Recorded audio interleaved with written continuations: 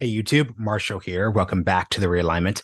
Got a great episode today. I'm speaking with Ambassador Robert Lighthizer. He served as the U.S. Trade Representative during the Trump administration and was Deputy Trade Representative during the Reagan administration during the big trade wars with Japan back then. He's got a new book out today. It's called No Trade is Free, Changing Course, Taking on China, and Helping America's Workers.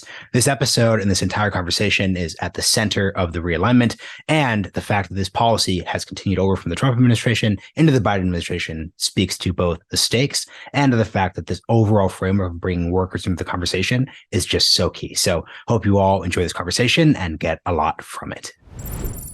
Robert Lighthizer, welcome to the realignment. Well, thank you very much, Marshall. It's a pleasure to be here.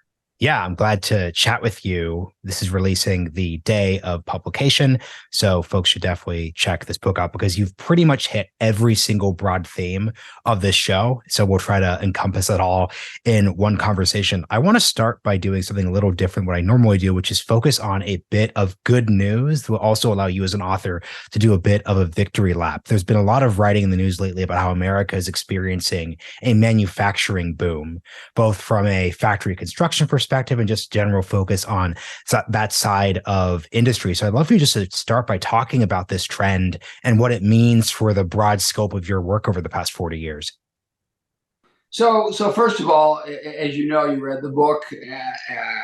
I'm a big believer that we need a manufacturing sector. That most Americans don't have a college degree. They are in the middle class because of manufacturing or a job that is spun out from manufacturing. So I'm a big believer in that, and I think that the hardest evidence of the failed policy, which I think really began in the 90s, was the fact that we lost so many jobs and so many manufacturing jobs. And now we are beginning to see a boom. That's a result of a lot of different things. A big part of it was what we did in the Trump administration. President Trump talked about jobs, jobs, jobs. And by jobs, he generally meant manufacturing jobs.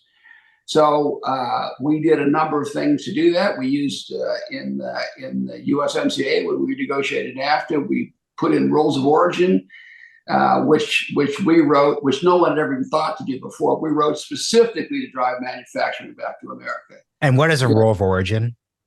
Oh, so that's a good question. So when you have a trade agreement, you have to set the rules for who qualifies. So the notion of a trade agreement is you and I agree to something and we both drop our tariffs to zero.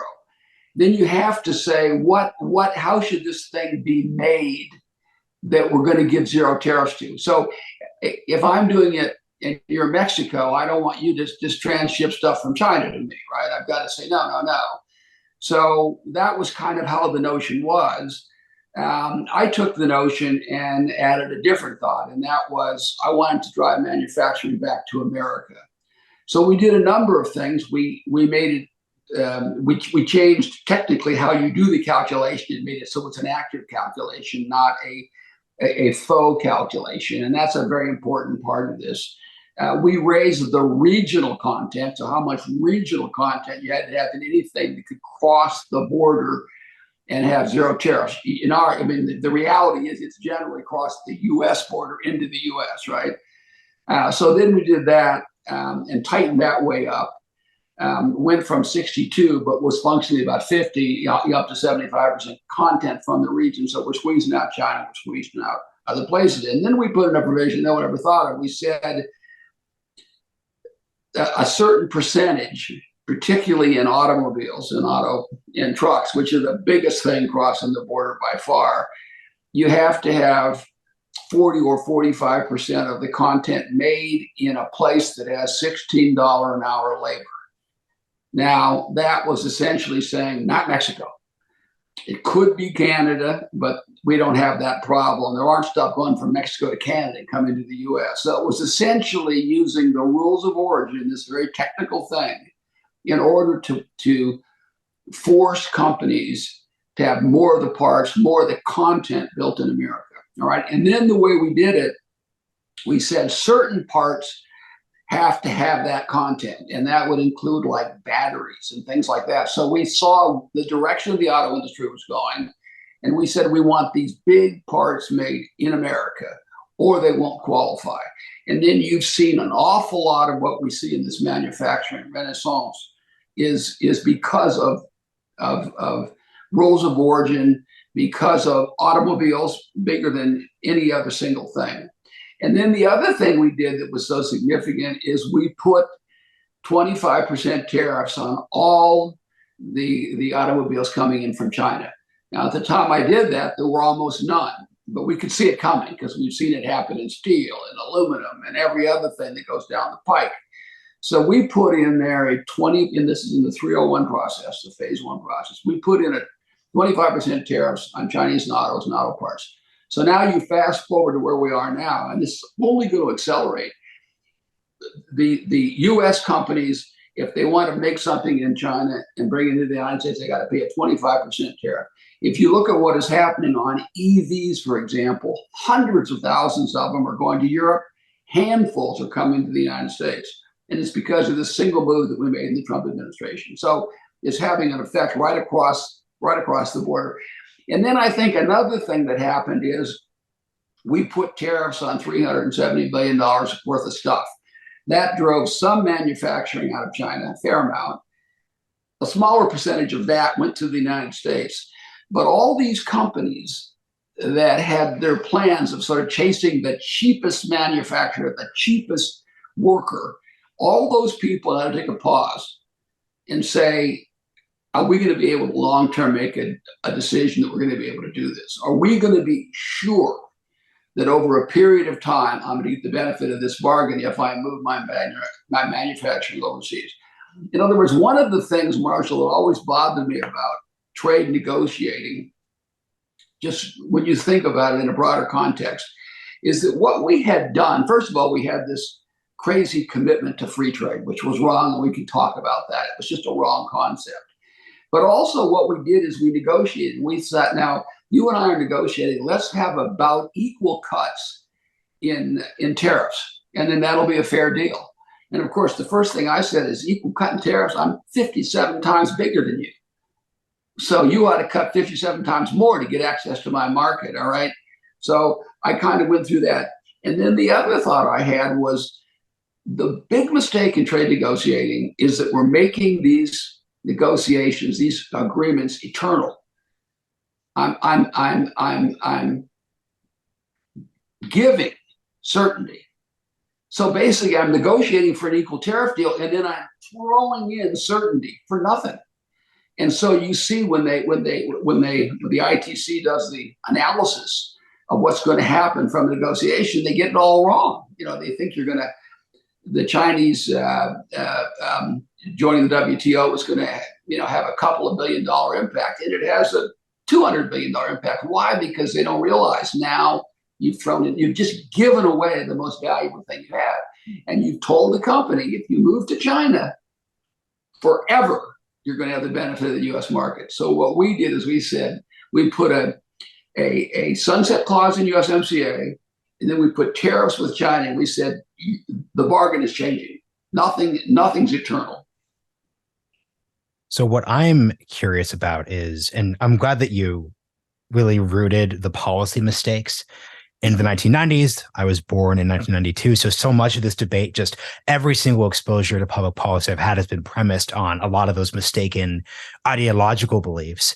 I guess what I'm curious about is, to what degree is America's manufacturing situation inevitable from an economic perspective versus these very wonky, very technical details that you just got into? Because, for example, if you're reading Tom Friedman in 2005, you're thinking, well, look, it's a pretty straightforward story. The United States is a rich country. There are poor countries. The US, when it started out, we got manufacturing from other rich countries, and that's just the cycle. Yet you're talking about all these different policy tweaks and negotiating styles that didn't actually come about.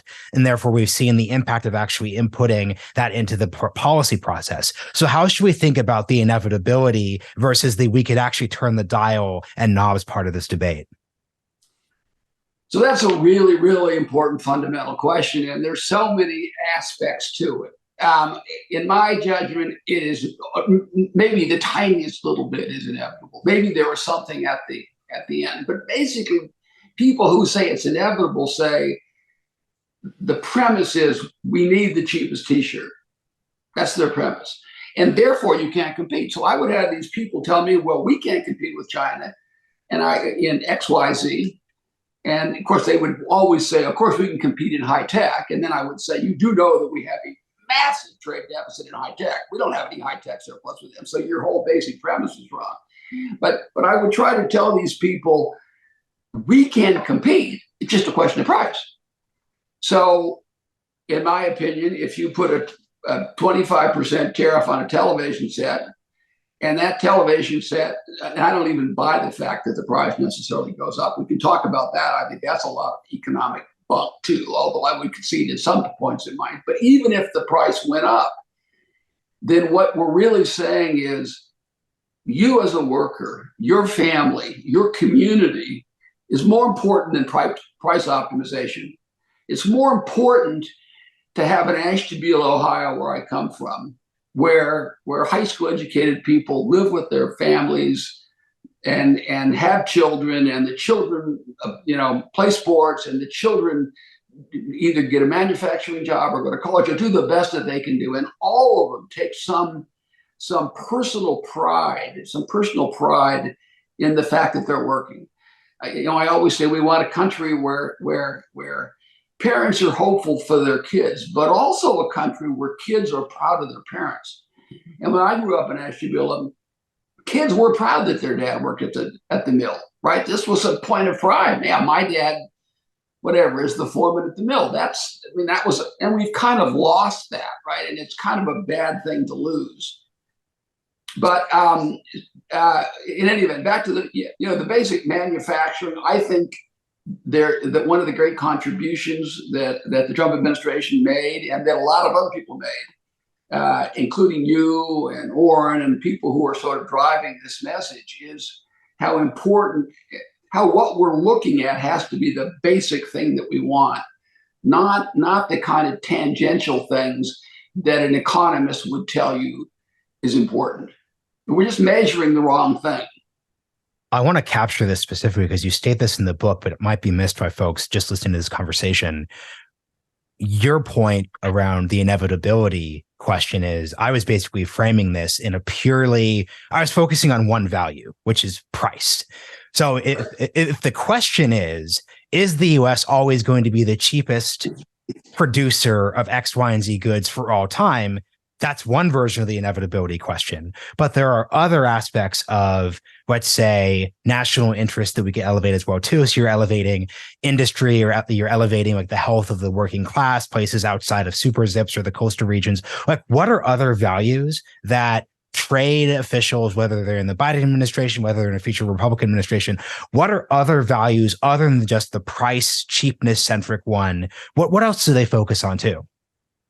So this is something that I think a lot about. Obviously, national security. Let me take a step back and give you kind of a way to think about this. There are a variety of things, and I've written on this, and I'm going to publish something before too long. I published something 25 years ago. I find that if you never change your mind, eventually you'll be right. So I'm writing this. So what are the other things you think about? We have a social compact in America, and we say, within our own world, price optimization is nice, but it's not essential. So we will pay extra for stuff in order for workers to work in a safe environment, right? We'll pay extra for stuff if we think that it'll lead to a cleaner environment or prevent a dirty environment. We'll pay a little extra for stuff if we think that it means that workers have the right to organize and thus get the benefit of their food, get their piece of the action, right? So we think all of these things, and there are a lot of others, but we think all of these things are worth a little extra money. That social compact needs to be externalized, and we haven't done that. So we let other people not do those things, come in, undercut us, cost us our jobs, cost these people in Ohio and Indiana their job, because they're not. This is part of this inevitability thing, because they're not price competitive, and they're not price competitive in part because we are putting on them burdens, costs that we think are more important than price optimization. Can you follow what I mean? Yes. And so what's really happening, these people are breaking down our social compact. And we have this sort of notion that these workers have this notion that either they're lazy or stupid, or it's the union's fault, or that their management is stupid and lazy. And the reality is there's been a policy problem. We've had a policy problem in the United States. And that policy problem, is it inevitable that we lose a lot of these jobs? It's exactly what you said, Marcia. Yes, if all you care about is the minimum profit. If you don't mind the fact that it's subsidized by someone else, and that's what's putting you out of business. But that's focusing on the wrong thing. Now, to go back to your question, to me, it's pretty simple. It's national security for sure. And no one would argue that. I think that's just like crazy. But also— Can I pause you there real quick, though? Because, and this is where, no doubt, this is the life you've loved. So you've no doubt had this frustration. I've interviewed plenty of folks across both sides of this debate. Everyone will generically say things like, yes, we all agree that national security is imperative. Yet, the CEO of Raytheon last week is saying, oh, by the way, we can't manufacture ammunition and various other aspects of our defense industrial base without relying on Chinese manufactured goods, which becomes a national security problem in that context. So I guess I'm coming to this issue as an outsider. It seems to me that there's a lot of it's very easy to say, yes, obviously national security is the exemption, but that doesn't seem to have operationalized itself in practice. So you could get back to the point you were making, but I get frustrated by that aspect of this debate. Well, look at that. I agree with you completely. So there's two questions. Does everyone agree that national security is important? There probably even are some people, by the way, who don't even agree with that. I say everyone agrees. I think every sensible person was, but it's generally agreed. But it's a slightly different question to say whether or not we are doing it right. Mm-hmm. And for sure, we're not doing it right. I mean, you gave one example. Another example is like 90% of the chips in an F-35 aren't made in America. So you're not going to make an F-35. Without an F-35, we're not going to win a war with very many people, right? So, and it goes right on the line. I mean, it's the chips in the tanks. The bloody tanks have chips in them. And we have people worrying about now whether or not we want battery-operated tanks instead of being able to make the ones that we have right now. So I agree with you. I don't think we've done a good job on it. I think it's like everything else. Some people are better than others, and there's some kind of a focus. I do think that President Trump's instincts were so strong in that way. He kind of went in there and just said, hey, listen. And I'll give you another example on this point. I was in the Reagan administration as a deputy, and in that administration, we brought cases on steel. All right, we had a steel plan. So much imports were coming, and we wanted to protect our steel. And I was in a meeting with Ronald Reagan. My boss was out of town. And so I was there sitting in the cabinet chair. This is whenever the heck it was. It was 1984, maybe. And the first thing Reagan said is, do we have enough steel to make tanks? Right? In other words, Reagan internalized this problem that trade is national security. Now, for him, it wasn't chips, because chips were a smaller part of it, but it was steel. It was exactly the way we're supposed to be thinking about this. And we're not doing a very good job. And I think some Republicans in the House and Senate particularly are trying to focus on that. And so I applaud them for that. But back to your point, besides national security, to me, you can add on things, but the easiest one to add on is workers, families, community. That's what I say all the time: worker, family, community. I want that worker to be working. I want him to be productive. I want him to be proud of the fact that he's working.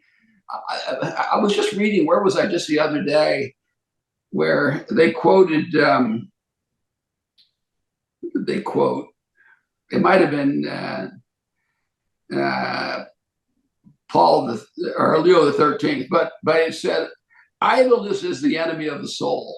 Right. And I was like, wow, that's really what you and I are talking about. Mm-hmm. Idleness is the enemy of the soul. People need to work, period. And if you're idle, it's bad for you. and you need to be proud of working. So it's the worker and the effect that has on him and his or her wife or maid or however they're going to be paired up, and their kids if they have kids, and then that unit as how it affects the community, how it makes the community stronger and other families stronger. That is the focus.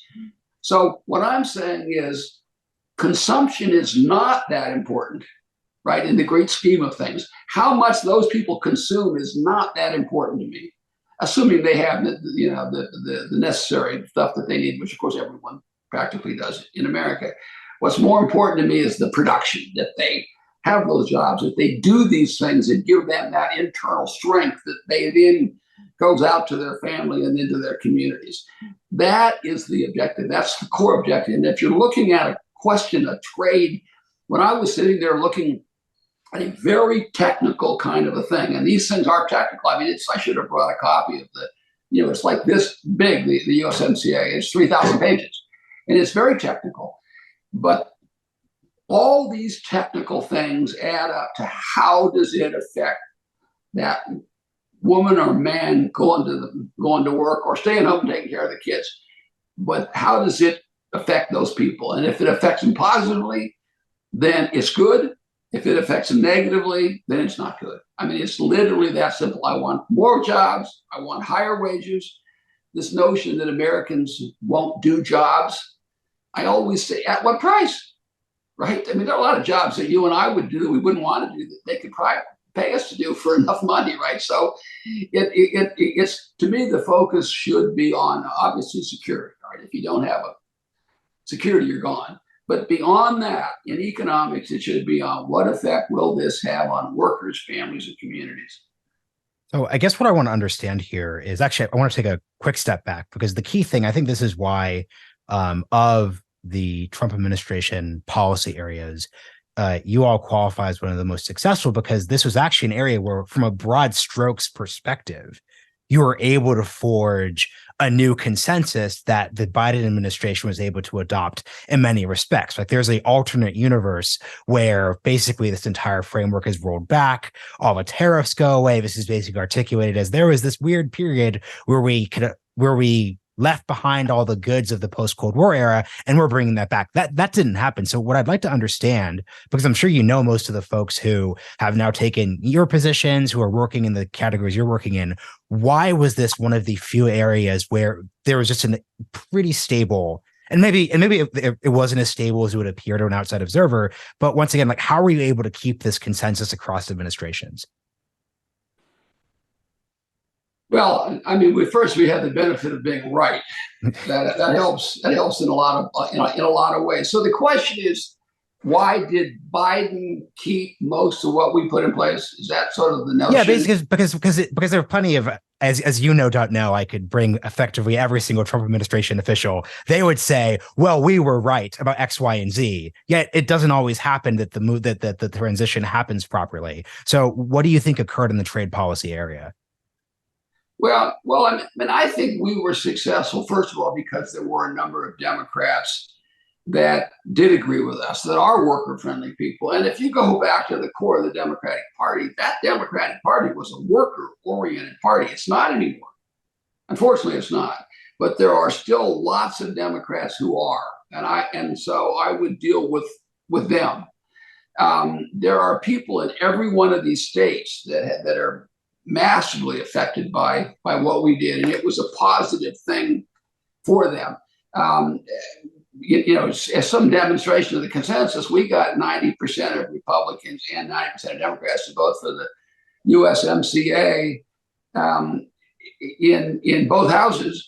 And this is the NAFTA replacement. The NAFTA replacement, exactly. The U.S.-Mexico agreement, U.S.-Mexico-Canada agreement.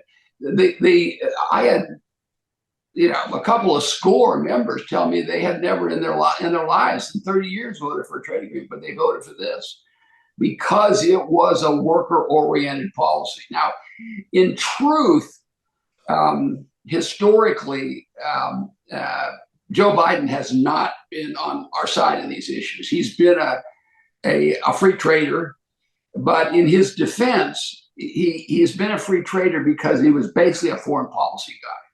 right? And foreign policy people are the last ones to come to these kinds of decisions because they're thinking about everything in foreign, but what effect it's going to have on our allies? And my response always was, you want our allies to be happy, have the strongest military in the world and the biggest economy. And everyone's going to want to be your friend. So we pause there because that probably flew over a couple folks' heads. So when you're talking about keeping our allies happy, you're saying that one of the trade, because you basically, correct me if this is the wrong articulation, but during the Cold War, we chose certain, let's say, economically unoptimal trade and industrial decisions in this country because at the end of the day, that probably was beneficial for our allies in Europe and Asia, across the third world. And that was seen as a valuable trade-off when it came to competing with the Soviet Union. Is that a correct way of understanding it? That's precisely right. And if you talk to somebody like Eisenhower, sort of Truman right after the war, but certainly Eisenhower, they would say, we're the richest country in the world by far. And if we give up some of our wealth to these other countries so that Europe grows and doesn't become communist, so that Japan grows and doesn't become whatever the alternative to capitalism was in their context, that's a good bargain. And I don't argue with that. I'm not saying that was a bad bargain. What I'm saying now is we don't want to make friends by giving them our jobs and our national wealth. And my arguments are, I have several of them on this. One, I say we've got about $1 trillion or $1.5 trillion trade deficit. If we haven't bought those friends with $1 trillion or $1.5 trillion a year, then they're probably not going to be bought. The second thing I always do is go back to the 1985 Beatles song, "You Can't Buy Me Love." I'm not buying them, giving these people, my grandchildren's money is going to make them love me. I'm not buying that. And if you really want to know what inspires them, is the belief that we're going to win, that we're going to win economically, we, America, and that we are going to win militarily. Then you find people sitting down there. The ultimate decision they're making is not, gee, if you'll let me sell more of my pajama bottoms, I'm going to like you instead of China, right? That is the nutty notion, but it's a very popular nutty notion. To me, it's no, if when it's all over, you're winning and they're losing, then I'm going to pick you as my friend, or at least stay on your good side. I think that the geopolitics stuff is fascinating. So can you talk about how we should understand the TPP, so the Trans-Pacific Partnership?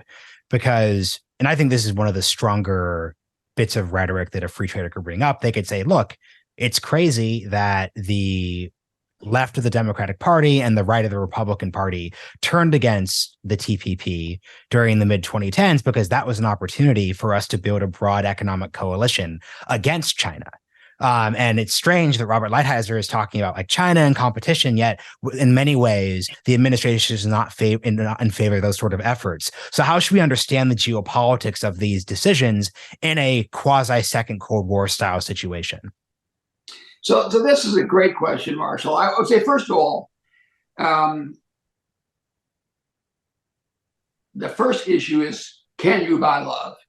The notion, these people say we need more trade with Vietnam.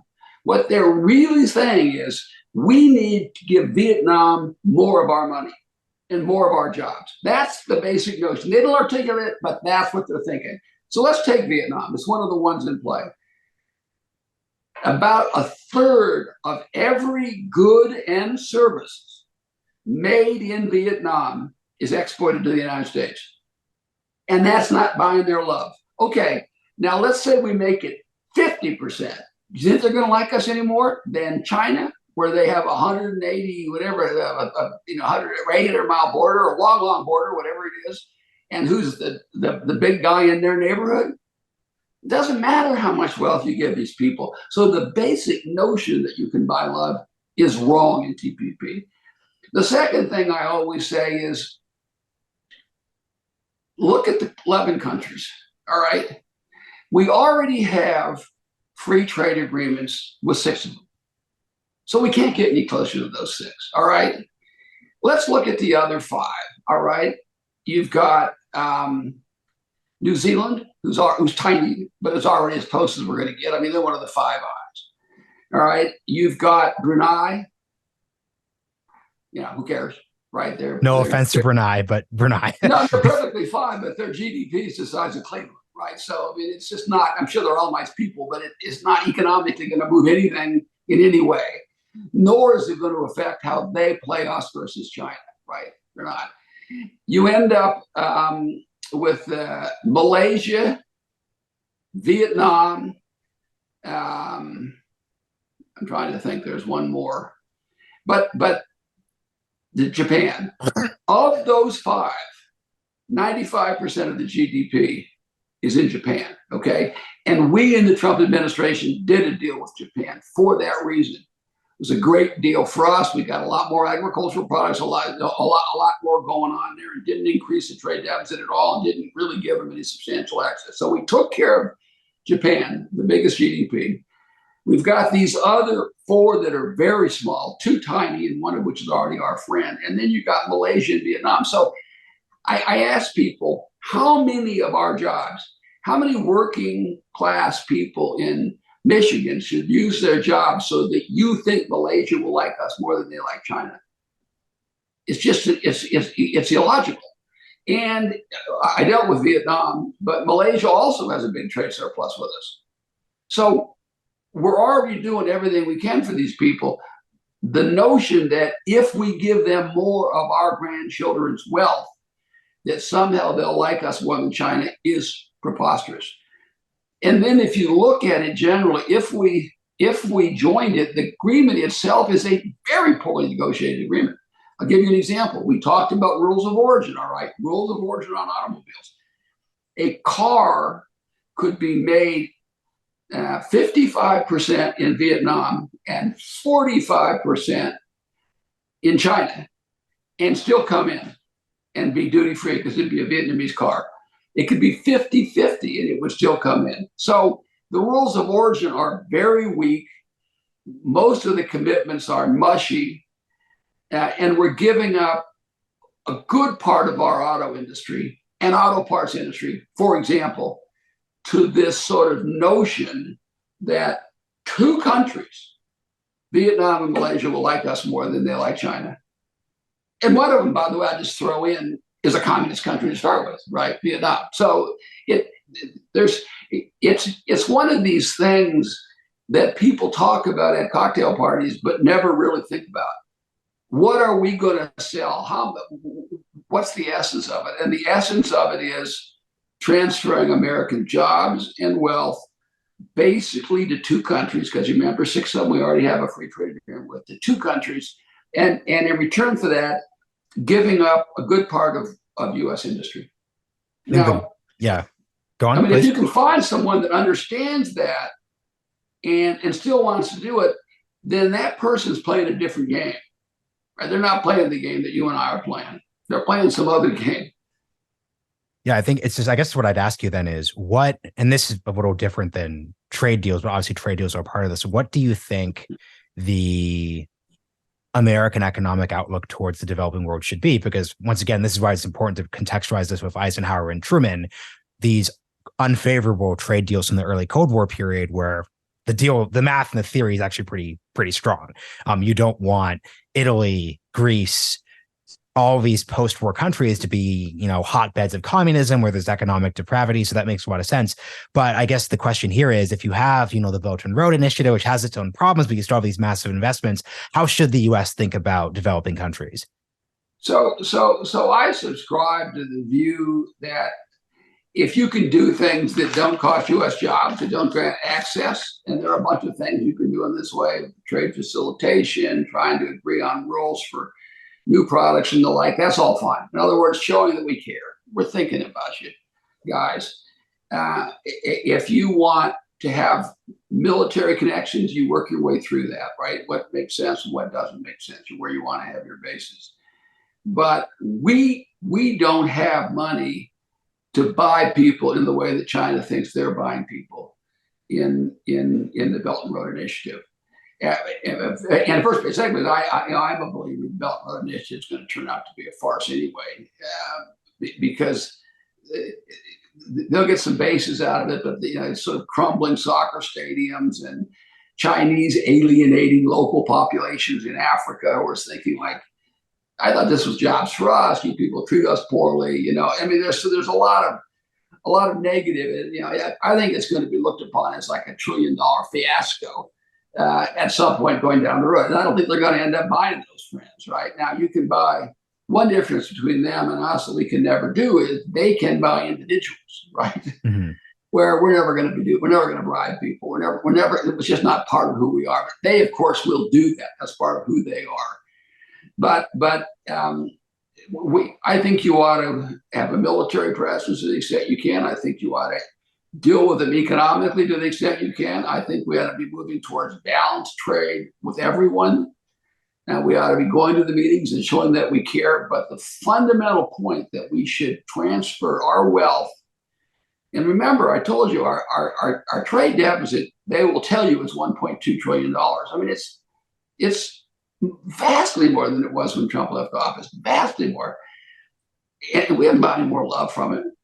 And if you look at the real number is, because it's not even calculated properly, and this is something of another broadcast because it's important, it's probably $1.4 trillion.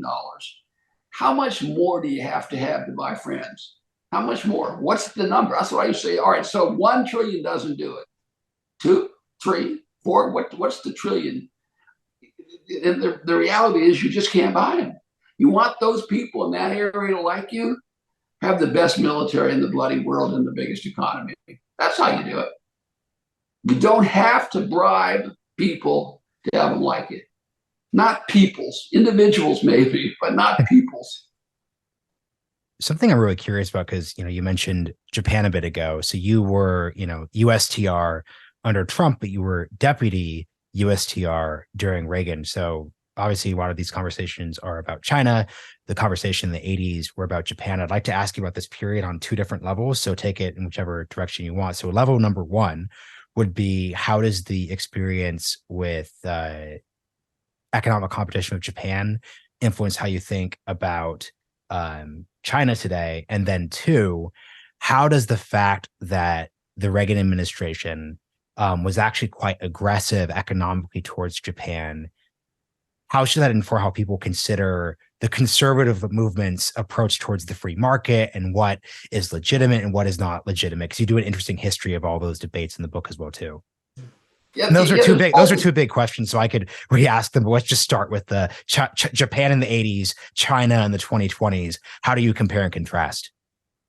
So it's fascinating, and you can imagine I spent a fair amount of my life thinking about that because I fought in the Reagan, and then afterwards as a private lawyer, Japan on a lot of fronts. And I'll tell you an interesting story. When I was early on getting involved with China in the Trump administration, they would say to me, Ambassador Lighthizer, we are not Japan.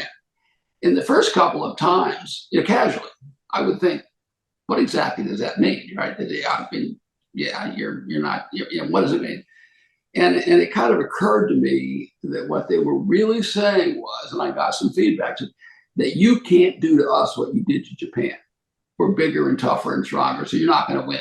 That was kind of what they were coming from.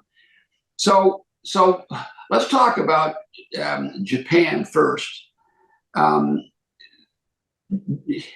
I had a Japanese minister once come into my office with his delegation, when I was USTR, and he's going through these charts and saying, look at this. This is what China is doing. They're doing joint ventures. They're taking technology. They're then creating a competitor. The competitor's running the U.S. company out of business, and us too. And I sat there and I said to the guy, you do know that I had charts just like that about Japan in the 1980s. That's what you were doing too. And the guy was kind of like, he didn't know quite how to react to that. A lot of what China does on this sort of mercantilism is similar to what Japan and other countries, including at times, not with the technology theft and the like, but even that the United States did. But the biggest difference with Japan is they were always on our side. They wanted to get richer. They wanted their companies to be the biggest. They were great competitors. They used a lot of tactics like creating joint ventures, taking the technology, things that we would find bad. But in the final analysis, they didn't want to eat us. They needed our defense umbrella. They were on our side. If you ask me right now, what country in the world do I most think is dependable in the competition with China? It's clear to me. It's Japan. So there was a fundamental difference, a lot of the similar ideas. And I'll tell you another thing. This is sort of an interesting point that I like to make to people from time to time. There's a sense of like the inevitability of their system. There was a sense in the 80s and 90s that Japan's, the Japan method, Japan's going to grow. And if you look at where these numbers are approximate, if you sort of look at where they were, say in the early 90s, their GDP was $5 trillion more or less, and ours was 8, maybe. All right. And the lines were like this, right? Mm-hmm. So they were clearly going to pass us or whatever. Now, of course, they know the population, but set that aside for a second.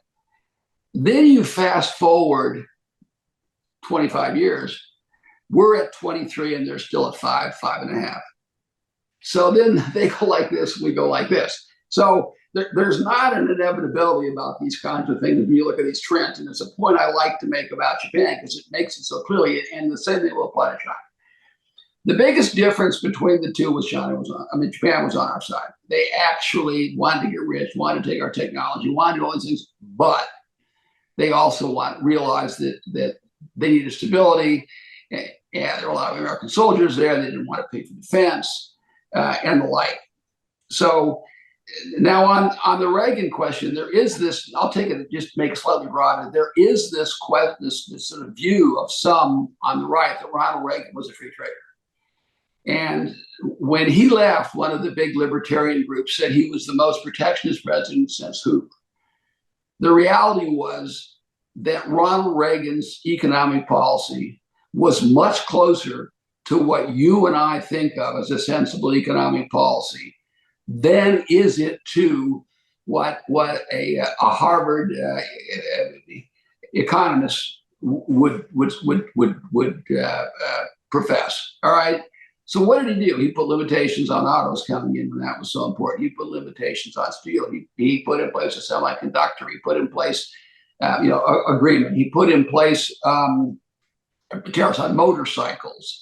He limited them in much the same way that we are limiting them, given that context. And your point, which is so important, is that they were an ally and he did that.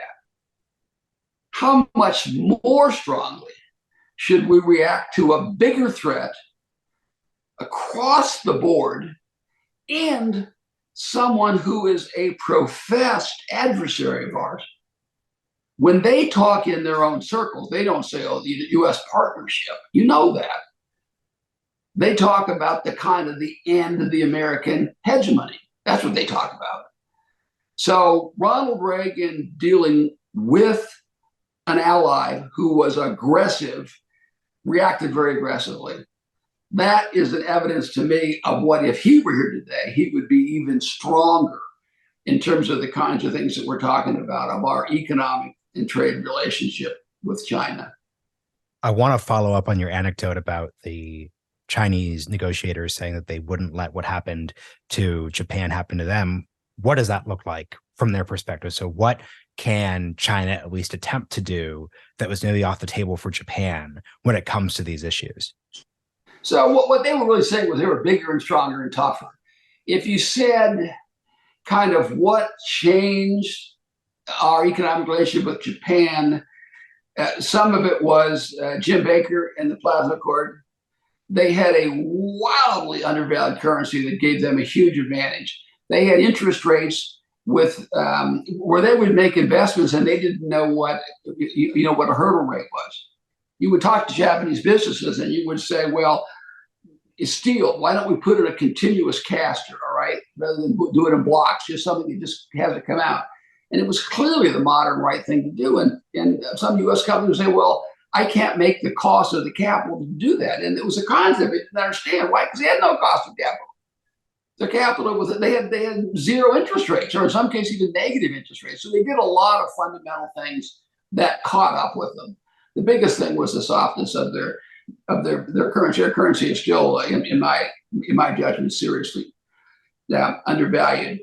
But I think what the Chinese were really getting at is that we're just bigger and tougher than the Japanese. That you're going after us on dumping and countervailing duty. That you're going after us on currency. That you're doing these things isn't going to succeed with us.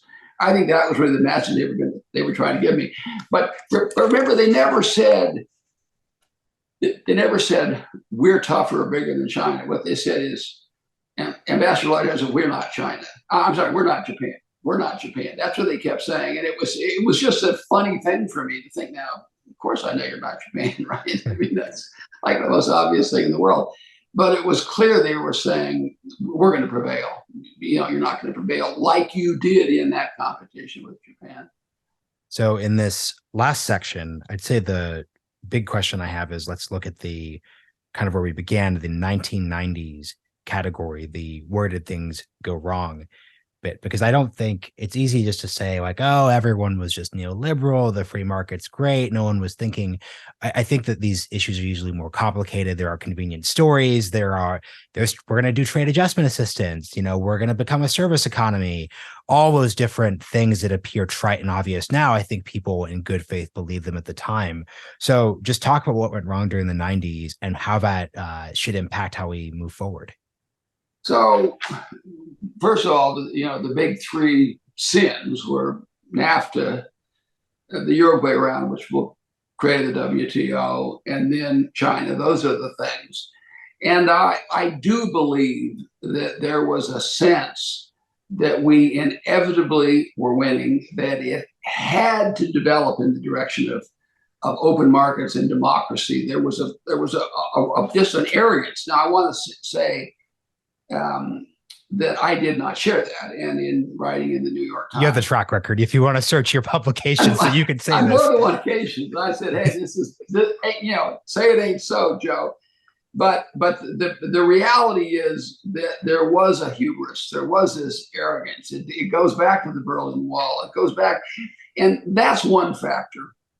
Another factor is you had a Democratic president in Clinton who liked to think big thoughts and believed all this stuff. And so he could force his party, which was not traditionally there, to go along. And then you had some Republicans who were you had the same big visions who went along and cast these historically bad votes, like these three historically bad votes. So you had an odd thing going on in the politics of it. You also, I think, probably had big business kind of cross over in a way, globalism kind of grow and strengthen in a way that we didn't see as much of in the 80s, right? In the 80s, there were multinational corporations, and some were good and some were bad. But it wasn't sort of taken for granted that you had to be these big, gigantic international corporations to succeed. Another thing that had gone on, not quite in the 90s, but a little before, that I always kind of liken to this, is there was, and this is more in the 80s, but it created this problem. There was a kind of a sense of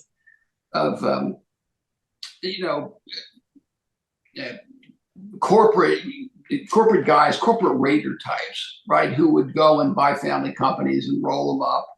All of that contributed a little bit, because if you're, the Lighthizer Furniture Company in Lighthizer in North Carolina, you have a kind of a sense about the community, right? You have a sense both about defending your own technology because it's your family's thing. You have a long-term view because you want your kids and grandkids to be rich. And you also have a connection to your community. So you're not optimizing anything. You have a benefit from all of this.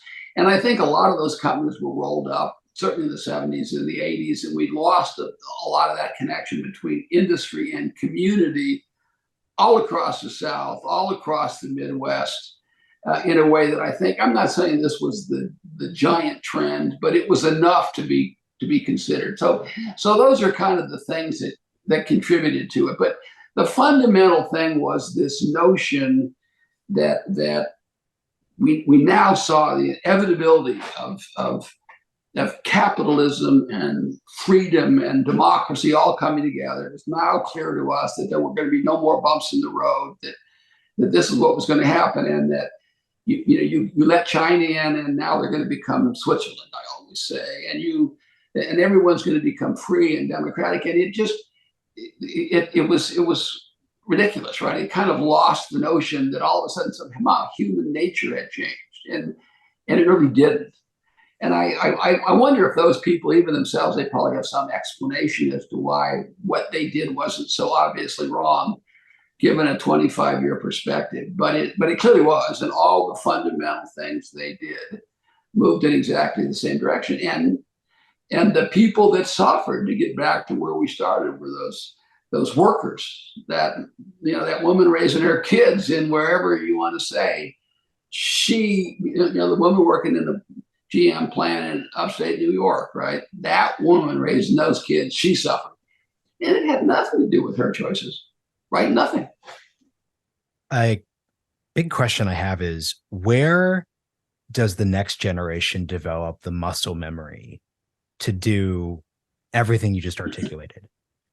Because it seems to me key, your performance during the Trump administration is really rooted in your time as a deputy during the Reagan administration with the Japan issues we're talking about. You've had 30 plus years from the 90s to the 2010s where the versions of you, the young lawyers, the trade officials, et cetera, were just not approaching these trade deals or manufacturing policy issues in the same way. Are you confident that we're going to be able to sustain what you did? Because I just really appreciate the active way by which you're discussing and engaging with these issues. Am I certain? No, I'm not. I'm praying that we do. I think people like you, and there's a whole group of you, are like evangelists spreading the word that we have a country to defend, and we have to have certain policies to have that country work out that we want to do it. I think you all are doing a great job. For my part, yes, I'm a unicorn, right? I mean, I just literally am a unicorn. It was like when President Trump picked me, he just happened to get some guy who had just been doing exactly what he wanted done for 40 years at a high level, right? So it was like this kind of odd circumstance. And, one of the things I did, my key people, the political people, right? The career people, but I wanted them in there, 50s, 40s, and 30s, right? I wanted them so that when you're my age and you're sitting down, you're talking to the new you'll say, oh, here's what we thought of in the Trump administration, right? The way I do that with the Reagan administration, I consciously said, I've got to tier this so that I have people in each time cycle who believe in this philosophy, patriotic, right? Believe in this philosophy, are willing to go out there and preach it and argue for it, and then be able to say what we did in the subsequent years. So I'm hoping I created some additional unicorns as we move down the pike. But really, it is for this that I wrote this book. I wanted it to be everything you need to know if you think like us, right? And that was, like I said, that's what I wanted it to be. And as I say, there are a couple of things that the editor didn't want in because he thought it wouldn't be as interesting for someone who's reading a policy book. I still don't agree, but I did it. But I wanted there to be a place that you can say, okay, now we basically have what Lighthizer thinks is important based on the fact he did this for 40 years with two of the real big, people out there. And I should say, before Reagan and between Reagan and Trump, I did a lot of work with Bob Dole, who's another. I mean, I was on his staff in the late 70s and early 80s, but he's sort of, for me, the sort of third pillar of kind of grounding what we need to do, what's important, who do you want to win when you sit down in one of these things? Do you want it to be the worker, or you want it to be the person in a $2,000 suit, right? That's the question. So here's the final wrapping question for me then. Where do we go from here? It's easy for me to kind of just read the book jacket and say, oh, it's hunky dory. There's a new consensus. No one's going back to 2015 again. Where are the pressure points where folks should focus on going into the rest of this decade? So, one, it's all going to come down to politics, right? It's going to come down to politics. And it's very hard for folks, as you call them, to win against money. But on the other hand, on election day, it's folks and not money. So people have to get out there and vote, or we're going to get bad policies. It's that simple. All the money is always going to be on the other side. But there's a series of policies that I put in there, and which I work every day with various members in various pieces of them to try to have become law. And we have to do two things. One, we have to get to balanced trade. We got to put tariffs on. We got to protect our workers. And then two, we have to do a series of things. I call it strategic decoupling from China. We're never going to win this giant, all-important competition. You could even say sort of, I mean, we use the term existential threat. I use the term, grave threat, lethal threat. We're not going to win that unless we begin the process of decoupling, stop sending them close to $1 trillion a year to build up the Army, the Navy, technology, the jobs, and all those kinds of things. Stop that, protect our workers, and get the trade deficit down to manageable levels. If you do those things, then my sense is we will succeed. And it certainly is what I'm spending my time on doing. We do have the benefit of wanting to do the right things for the right reasons. And I'm not confident, but I'm hopeful that we will that we will prevail. But it's ultimately going to be up to people like you. It's not going to be people like me, right? I can just be the memory and add some some force to it. But if it's your generation that has to make sure this policy changes, and if you do, the future will be bright for us, and a hell of a lot less bright for China and these other forces. Laying the stakes out. Well, Ambassador Robert Lighthizer, thank you for joining me on the Realignment. The book is No Trade is Free: Changing Course, Taking on China and Helping America's Workers. Great. Thank you, Marshall. I appreciate being here.